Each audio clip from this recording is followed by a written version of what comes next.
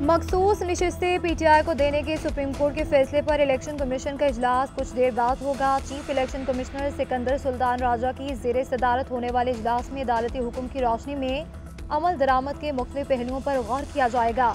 Secretary election commission elections और legal wings के सरबराह election commission को सुप्रीम कोर्ट के फैसले पर ब्रीफिंग देंगे। इजलास में पीटीआई को मखसूस नशिस्तें देने से मुतालिक कानूनी नुकात का जायजा लिया जाएगा।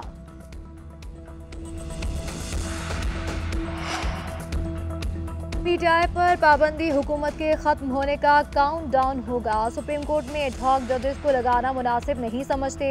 तहरीक इंसाफ के रहनुमाओं की मीडिया से गुफ्तगू। बैरिस्टर गोहर बोले कि सुप्रीम कोर्ट के हुक्म के मुताबिक मखसूस नशिस्तों का नोटिफिकेशन फौरी किया जाए। चीफ जस्टिस सुप्रीम कोर्ट के फैसले पर अमल दरामद करवाए।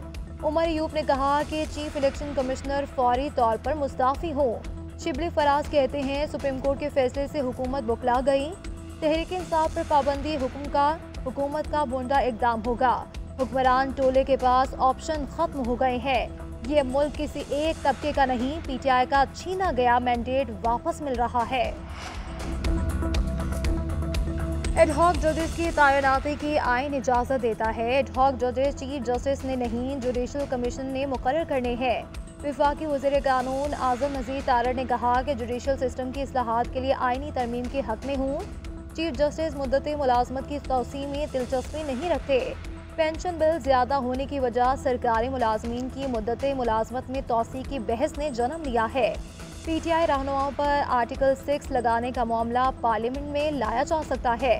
तहरीक अदम एतमाद की मौजूदगी में असम्बलियाँ तहलील करके तहरीक इंसाफ ने आइन की खिलाफ वर्जी की। तहरीक इंसाफ ने अरकान कौमी असम्बली की फहरिस्त तैयार कर ली। मजमूई तौर पर 93 अरकान कौमी असम्बली के नाम शामिल कर लिए। सुप्रीम कोर्ट के फैसले के मुताबिक तहरीक इंसाफ के 39 और आज़ाद करार दिए गए 41 अरकान के नाम भी फहरिस्त में मौजूद है। सुन्नी इत्तेहाद काउंसिल के 2 अरकान और MWM का 1 रुकन भी शामिल है। 8 आज़ाद अरकान ने अपनी मर्जी के साथ आज़ाद हैसियत बरकरार रखी। फहरिस्त में 2 ऐसे अरकान के नाम भी शामिल हैं जिन्हें इलेक्शन कमीशन ने नून लीग का कारकुन डिक्लेयर किया था। बानी पीटीआई ने 12 मुकदमात में जिस्मानी रिमांड देने का फैसला चैलेंज कर दिया। लाहौर हाई कोर्ट में बानी पीटीआई की जानिब से 12 दरख्वास्तें दायर कर दी। मौक़िफ़ इख्तियार किया गया कि इंसदाद दहशतगर्दी अदालत ने जिस्मानी रिमांड देते वक्त रिकॉर्ड का दुरुस्त जायजा नहीं लिया।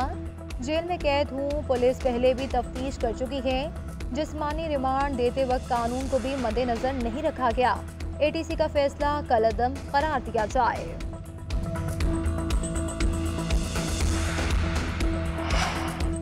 इस्लामाबाद हाई कोर्ट ने सनम जावेद की गिरफ्तारी गैर कानूनी करार दे दी। अटॉर्नी जनरल ने कहा कि बलूचिस्तान पुलिस राहदारी रिमांड की इस्तदा नहीं करती रही। सनम जावेद अब आज़ाद है, अपने सूबे में जा सकती हैं। जस्टिस गुल हसन औरंगजेब ने रिमार्क दिए कि मैंने इंटरनेट पर देखा कि सनम जावेद बहुत नामुनासिब ज़बान इस्तेमाल करती हैं। आप गारंटी देते हैं कि सनम जावेद मज़ीद नामुनासिब गुफ्तगू नहीं करेंगी। सनम जावेद के वकील ने कहा कि जी, सनम जावेद आइंदा नामुनासिब अल्फाज इस्तेमाल नहीं करेंगी। अदालत ने रिहाई की दरख्वास्त निपटा दी।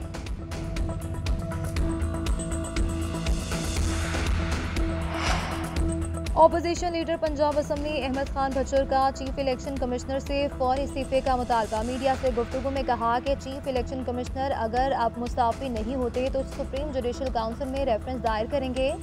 मुल्क में आर्टिकल 6 इससे पहले भी लग चुके हैं। पीपल्स पार्टी इस फैसले में हुकूमत के साथ नहीं है। जुल्म की ये रात खत्म होने वाली है। बानी पीटीआई को ज्यादा देर अंदर नहीं रखा जा सकता।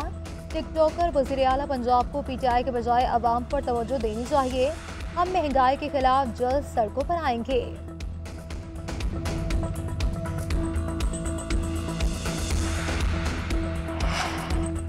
MKM ने हुकूमत को IPPs को डिफॉल्ट करने का मशवरा दे दिया। कहा अवाम और सनतकार महंगी बिजली का बोझ बर्दाश्त नहीं कर सकते। वज़ीर आज़म एक पॉइंट एजेंडा लेकर चीन जाएं और उनसे कहें कि अपनी कंपनियों को वापस बुलाएं या मुआहिदों को रीस्ट्रक्चर करवाएं। कैपेसिटी चार्जेस की शर्त खत्म करवाएं। पाकिस्तान की सलामती को दहशतगर्दी से नहीं IPP से खतरा है। वज़ीर आज़म साहब ऑल पार्टीज कॉन्फ्रेंस बुलाए और इस मामले का हल निकालें।